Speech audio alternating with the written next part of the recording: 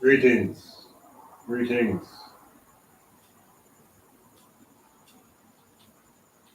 Metamorphosis, sports. Coach Dundee at the controls.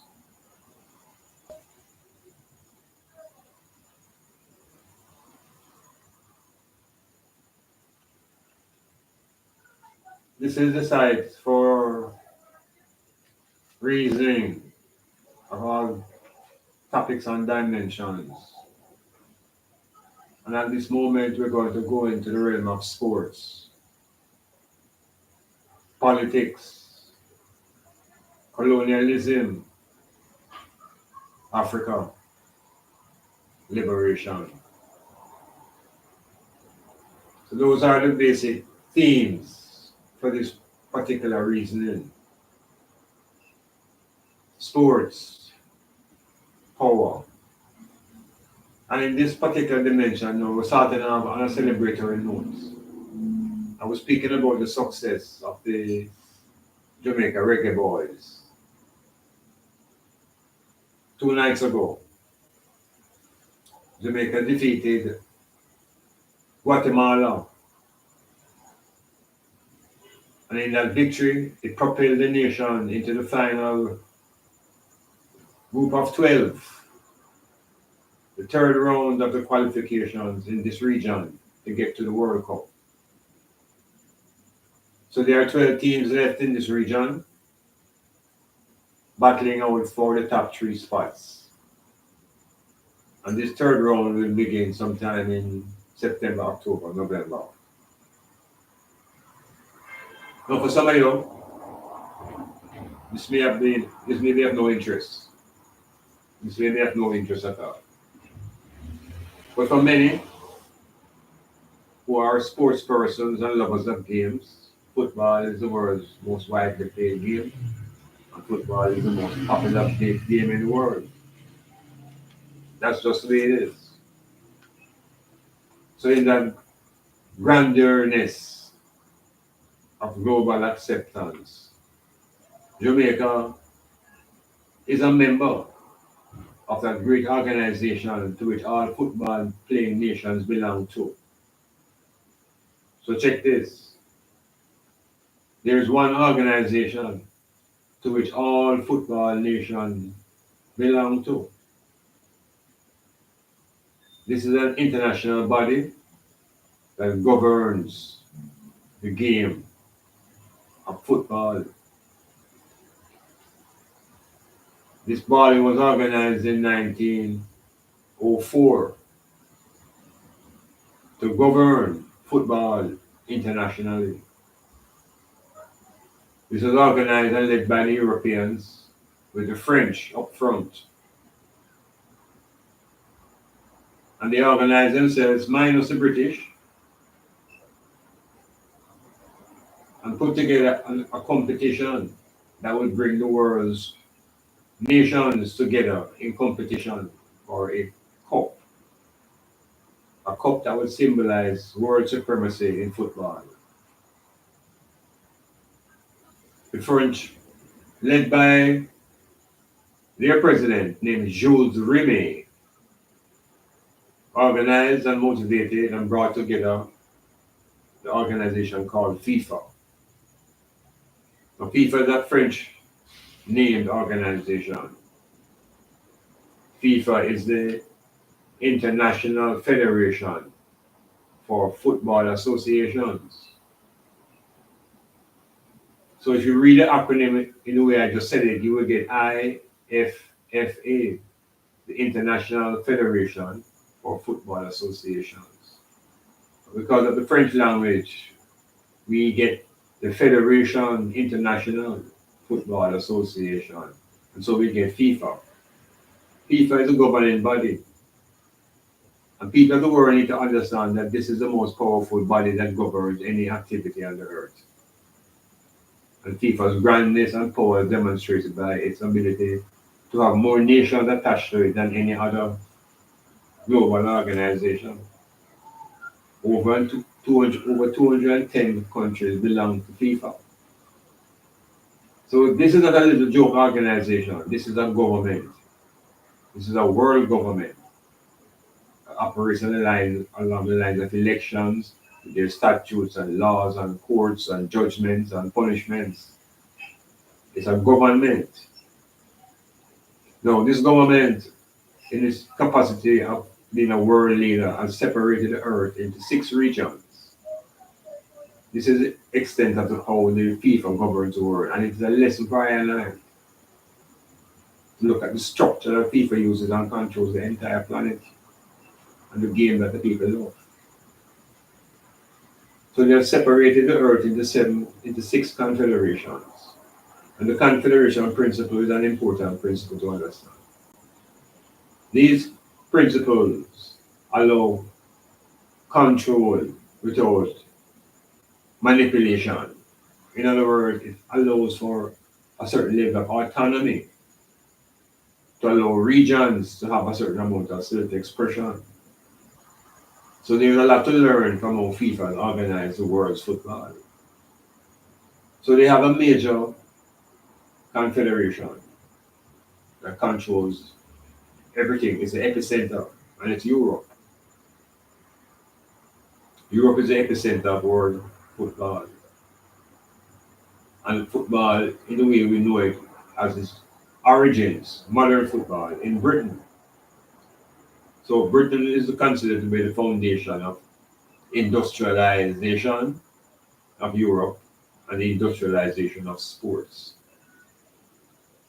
And it's out of the British model and England we get professional sports, horseback, horse racing,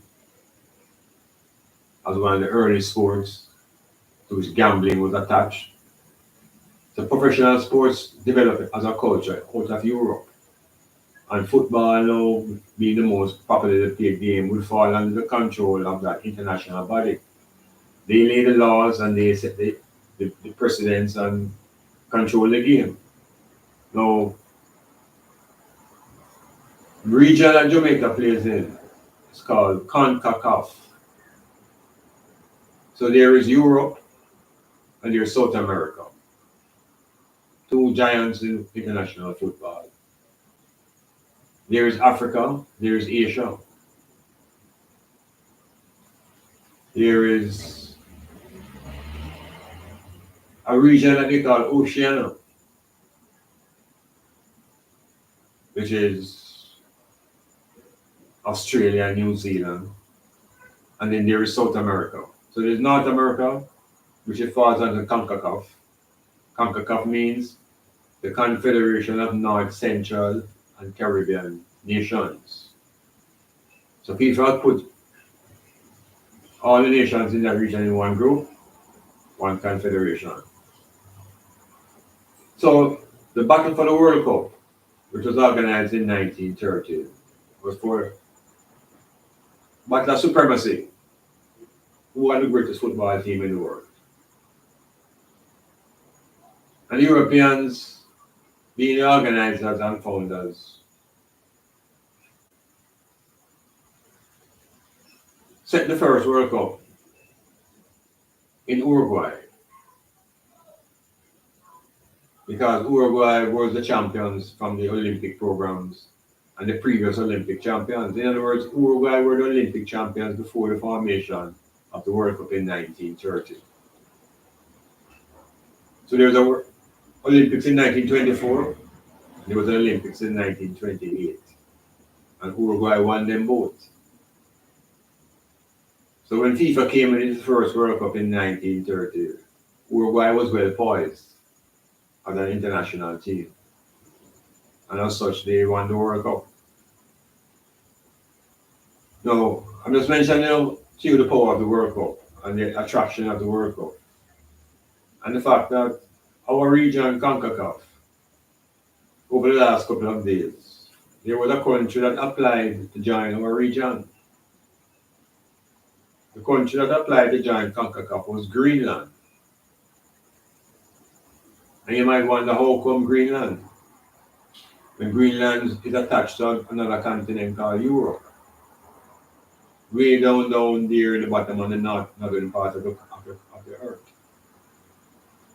Now Greenland is trying to break out of an isolation. And their attempt is to use football to give them an identity of the globe. They are almost a little protectorate of Denmark. And they have been threatened to be colonized by the Americans. So Greenland is making an effort to come out of that bind, and so they apply to Europe to play international football, and Europe denied them. So they applied to CONCACAF. And CONCACAF rejected the proposal for Greenland to be part of North America, Central America, and the Caribbean League, even though they are a part of the North American continent. So we're seeing FIFA now, some of the powers that FIFA have to determine who becomes what and who plays where. And it is most peculiar now when we look at a place like Guyana, where Guyana is a part of South America, but Guyana plays football in CONCACAF. And many people think Guyana is a part of the Caribbean, when geographically they are not.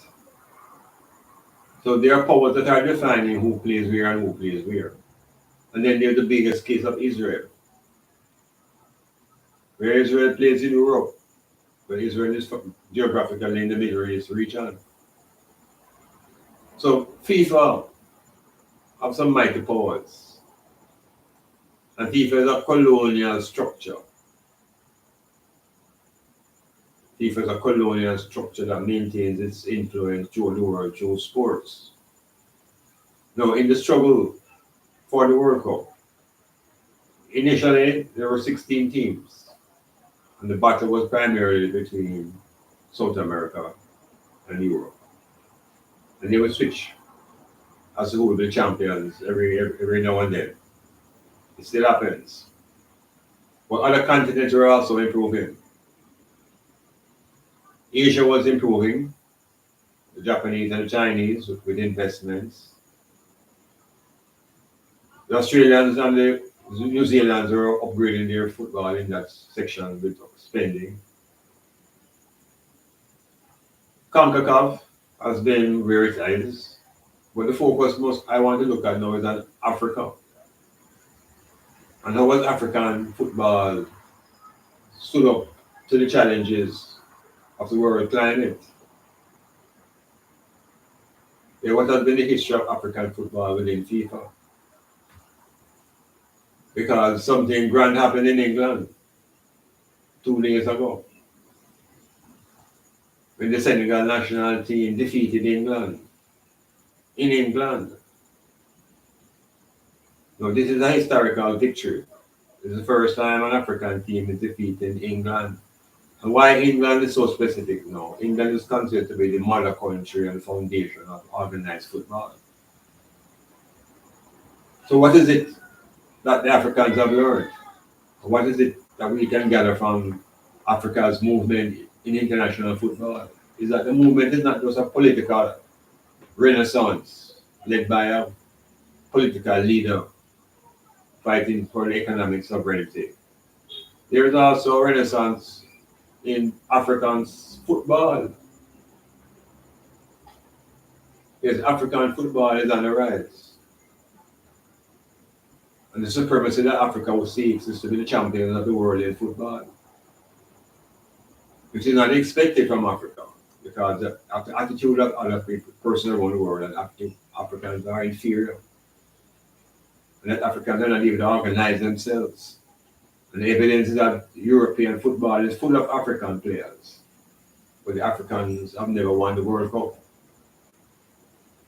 So there's a new focus on making Africa great in international football. And it's a long time the seeds have been planted for Africa's rise in international football. Now you think about a continent with 54 countries. And when the FIFA World Cup started in 1930, 34, 38 coming through, they allotted one space to the African continent. So out of the 16 countries that were participating, one country represented Africa. 2 or 3 countries represented South America. One country came from CONCACAF region. One from Asia, and about the rest from Europe. Africa had one representation. That was the pharaohs of Egypt, who had the resources to pump into their football. So there was no real presence in World Cup as a challenge from Africa between 1930 and 1970. Because the real challenge for the World Cup between that period was between the Brazilians and the Europeans. The Brazilians became a dominant force in the latter part of the 50s, bringing with the birth of King Narantes. So African football was being inspired by the results of Brazil. Brazil is the largest African-based population outside of Africa. So the inspiration to play international football was being spread by the success of Brazil and the emergence of Pelé, inspired not only Africa but the Caribbean and everywhere black people were. There was a global inspiration.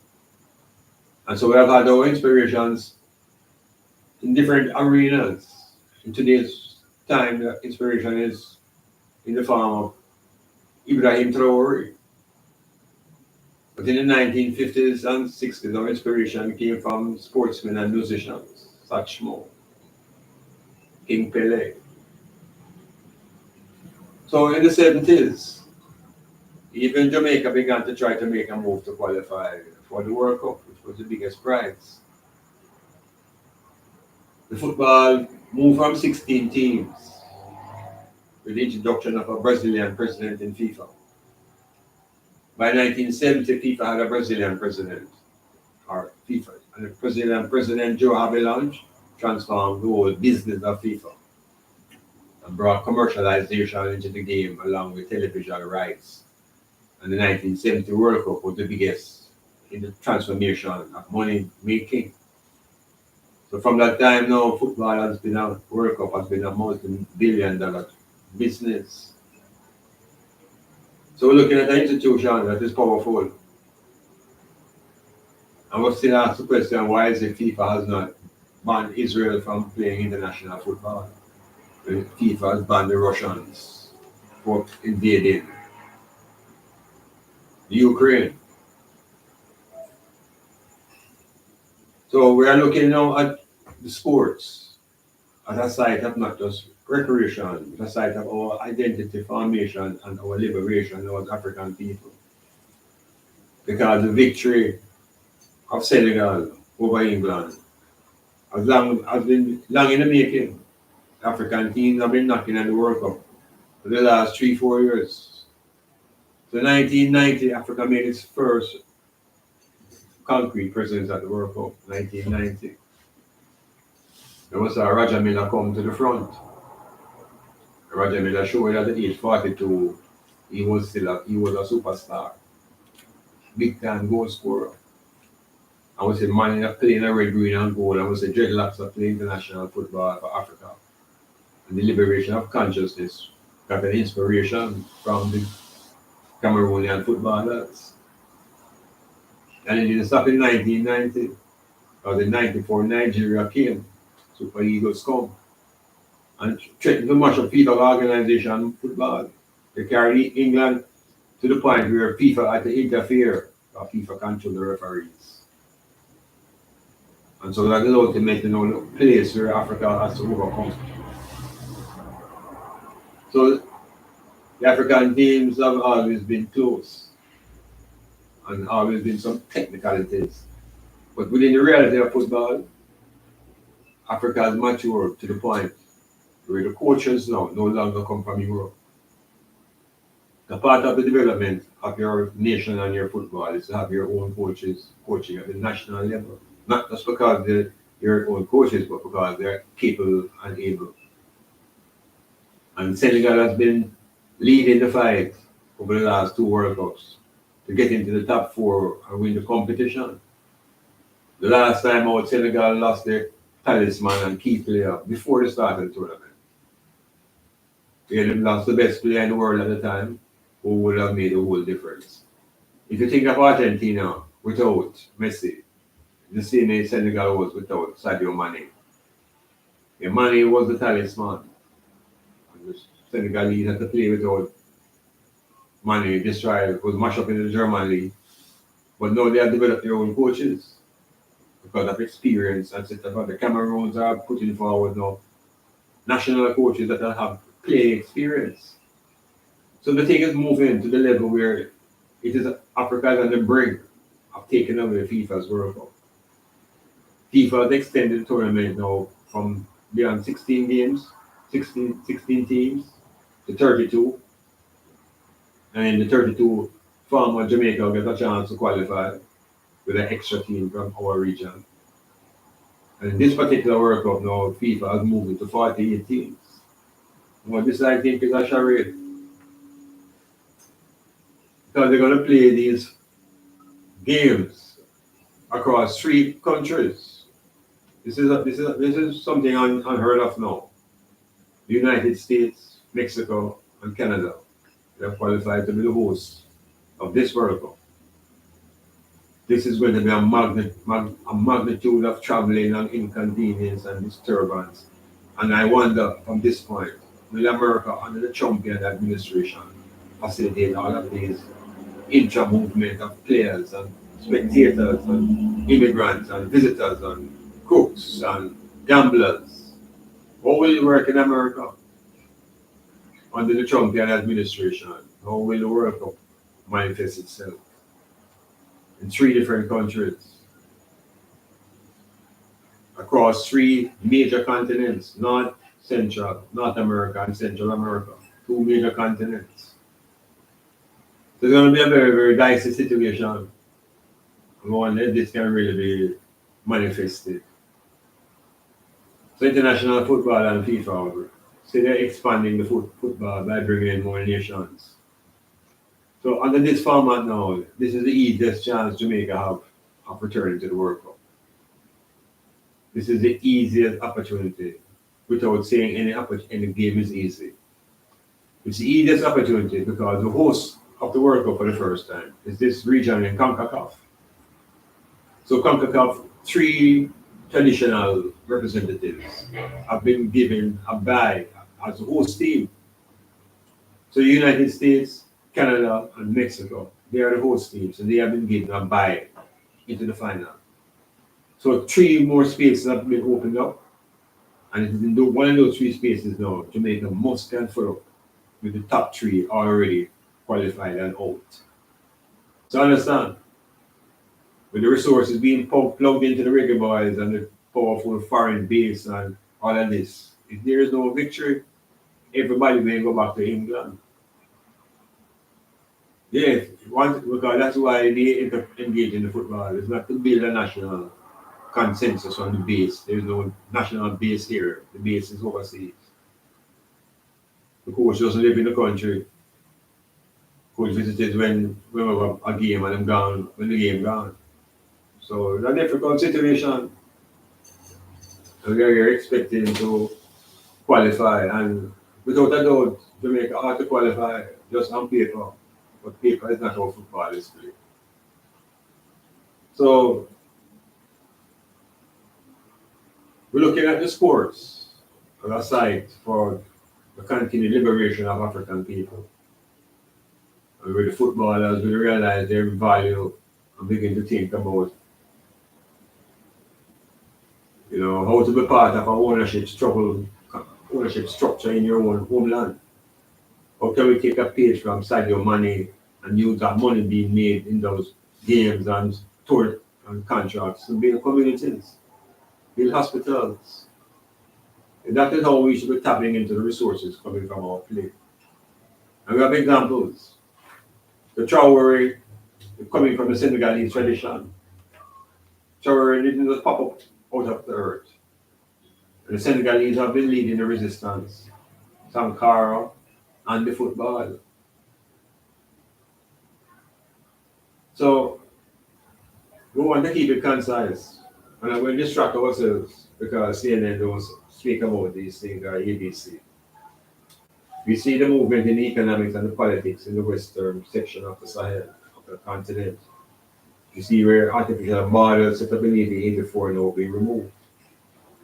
I would see where the confidence has reached into the football side of Senegal, where they throw down the colonial masters. You check it out. The colonial owners of this game, as they claim now, have been thrown down in their homeland. And football is a symbol of our organization. So when Jamaica qualified for the World Cup in '98, it showed flashes of unity, glimpses of what the nation could be when united, and it is through football while that unity came about. So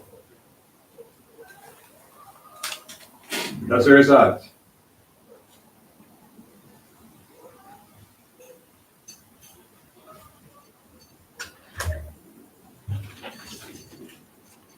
So again,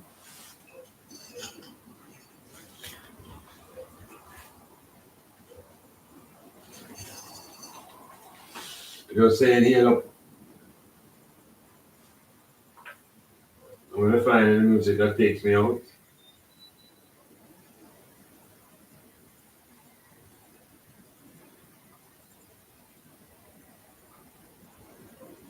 Yeah.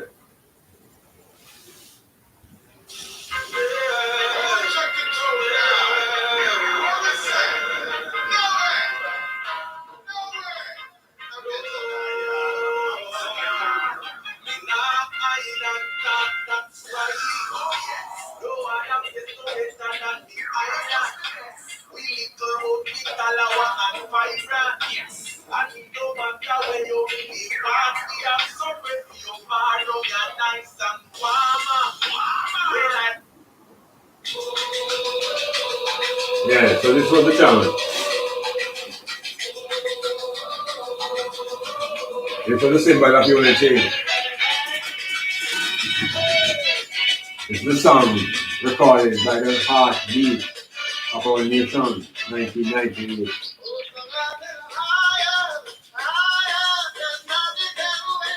When the political tribalism evaporated, Reggae Boyz, African consciousness. When we need the sports, we can rise. It's not just Burkina Faso, Chad, nor Mali. It's not Tanzania, Namibia, Botswana, Togo. Yeah, lifting up, lifting up.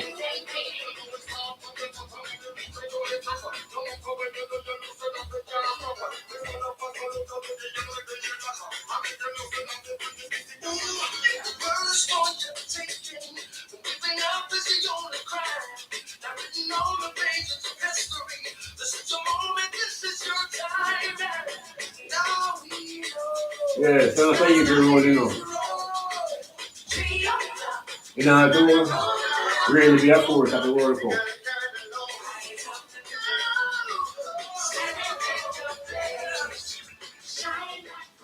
Yeah, it's not just playing football. You have to get involved in the politics of FIFA.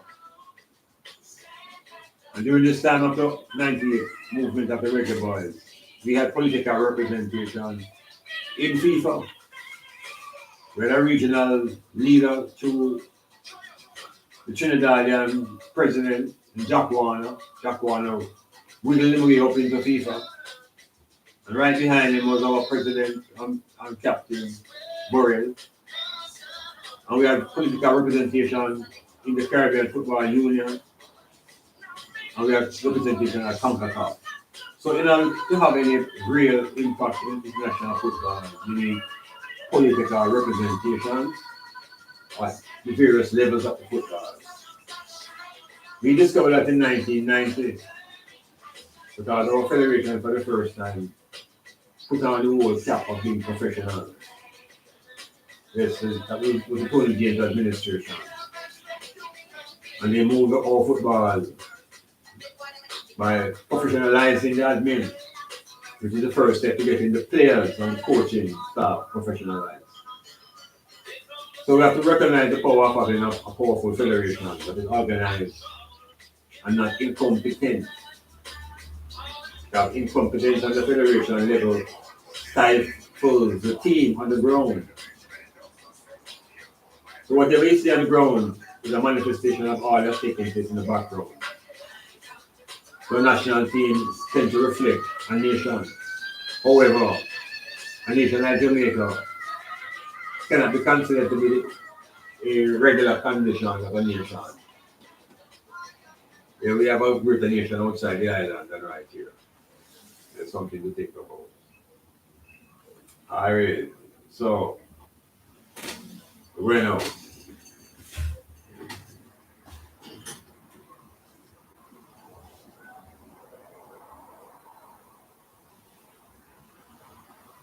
Yeah, the power of sports.